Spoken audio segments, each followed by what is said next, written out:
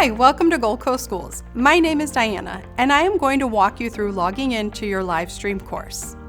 Go to www.goldcoastschools.com and log in to your student profile.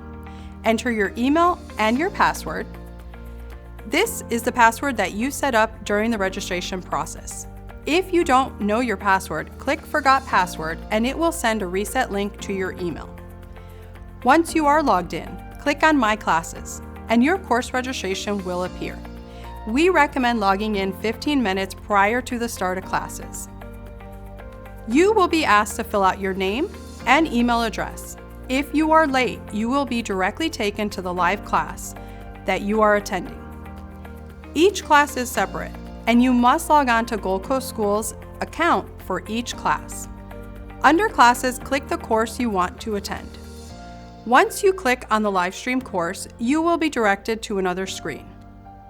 Please check your computer audio, and we recommend having headphones for better results. There is a phone audio option that you can use which may be more effective than using the computer audio. Once you are in Zoom classes, you will notice that there are controls on the bottom of your screen.